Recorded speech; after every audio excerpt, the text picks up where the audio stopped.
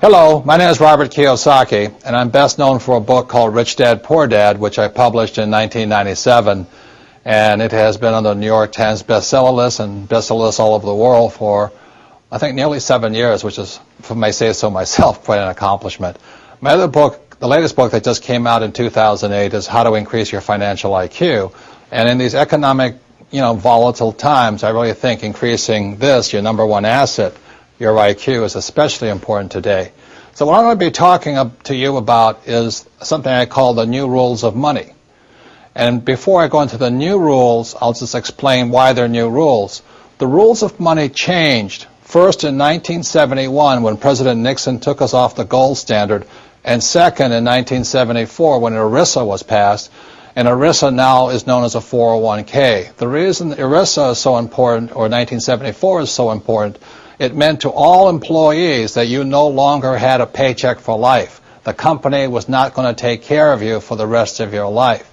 So 1974 meant you had to now sort of save and invest enough money so that you could afford to pay yourself a paycheck for the rest of your life. So that's why after 1971 and 1974, the rules of money changed. So before I go into the new rules, I'd like to go into the old rules. Prior to 1971, the old rules were: go to school, get a safe, secure job. The second was work hard to earn more money. 3, save money. 4, buy a house. 5, get out of debt. 6, invest for the long term, and in most people's cases, they invest in mutual funds. And 7, diversify. So those are the old rules, and when I talk to even young people today, people under 20 years old, they still say the same thing. I'm going to school to get a safe, secure job. I'm going to work hard to make a lot of money. I'm going to save money. I'm going to buy a house. I'm going to get out of debt. I'm going to invest for the long term in mutual funds, and I'm going to diversify. Those are the old rules. What I'm going to go into today are the new rules, and again, the new rules came in after 1971 and 74. So let me talk about the new rules. Let's take this word here, school. Before 1971 and 1974, you could just go to school and get a job and all those types of things.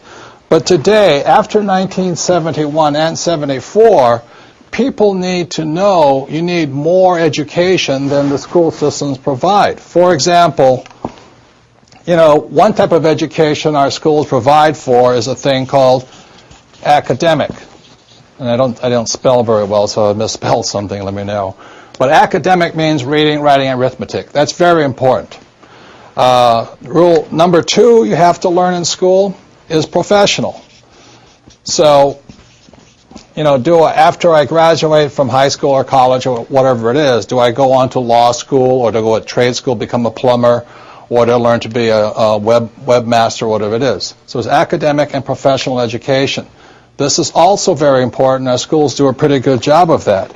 The third type of education that's important after 1971 and 74, the third is financial education. And this is why people are in financial trouble today. Because our school systems have very little, if any, financial education. And the only kind of financial education many school teachers are teaching kids is stuff they know, which is get a safe, secure job, work hard, save money, get out of debt, invest in a house, and invest in mutual funds. That is inadequate financial education today. And the Rich Dad Company is an educational company that provides financial education appropriate to these times. So that's the first set of new rules. The new rule is after 1971 and 74, we all need more financial education and invest in our greatest asset, our minds, or increasing our financial IQ. So the advantage I had in my life was my poor dad was an academic guy. He was a PhD, head of education. He's a great, great guy. I love him dearly. But as you know, since we don't teach much about financial education, people are in financial trouble today. And that's where my rich dad kicked in. My rich dad thought this was very important, and my poor dad thought this was very important. So that's the difference between rich dad and poor dad. And one more thing, the reason I apologize for my spelling is even though my dad was the head of education for the state of Hawaii, he had me as his son, which kept him humble. And I flunked out of high school twice because I could not spell. You know, so I'm not very good academically. In fact, I'm not good to all of this stuff, but it's the combination of these three types of education that are essential today in this new economy, this new set of rules in the world.